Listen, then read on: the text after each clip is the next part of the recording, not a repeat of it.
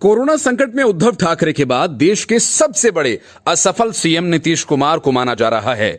नीतीश कुमार ने बिहार के प्रवासी मजदूरों को अपने प्रदेश में घुसने नहीं दिया, लेकिन अब तक वे इस सवाल का जवाब नहीं दे रहे हैं कि सिवान में जमाती कैसे घुस आए। दिल्ली से भगाए गए बिहार के मजदूरों को अगर यूपी के सीएम योगी आदित्यनाथ शरण नहीं देते तो नीतीश कुमार क्या करते।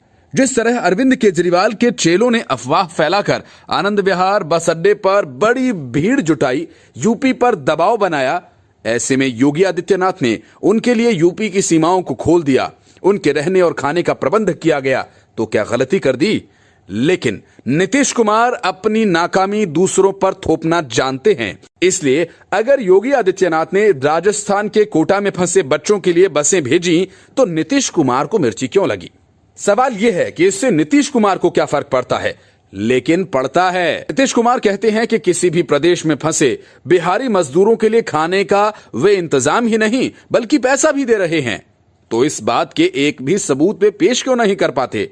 ये सारी बातें वे टीवी विज्ञापनों में करते हैं और इसी वजह से वे योगी आदित्यनाथ से खफा हैं और राजस्थान के सीएम अशोक गहलोत से इस बात की घटिया गुजारिश कर रहे हैं कि किसी बच्चे को जाने मत देना। ऐसी घटिया सोच कम से कम किसी सीएम की तो नहीं हो सकती। दरअसल राजस्थान के कोटा में कोरोना वायरस के संक्रमण के मामले सामने आने के बाद हड़कंप मचा हुआ है।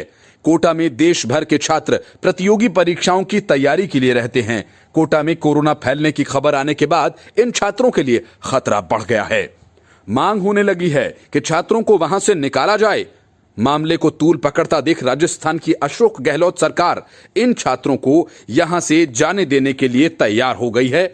उसके बाद मीडिया में खबर आई कि उत्तर प्रदेश सरकार ने राजस्थान में 300 बसें भेज वहां फंसे अपने राज्य के छात्रों को निकलवा रही है।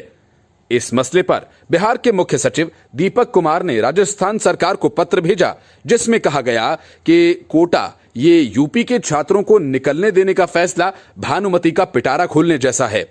यदि आप छात्रों को कोटा से निकलने की अनुमति देते हैं तो आप किस आधार पर प्रवासी मजदूरों को वहां रुकने के लिए कह सकते हैं। इसलिए राजस्थान सरकार को चाहिए कि वे बसों को जारी की गई विशेष परमिट को रद्द कर दे। लॉकडाउन के दौरान बस भेजकर अपने लोगों को निकालने के सवाल पर यूपी और बिहार के बीच पहले भी टकराव के हालात बन चुके हैं।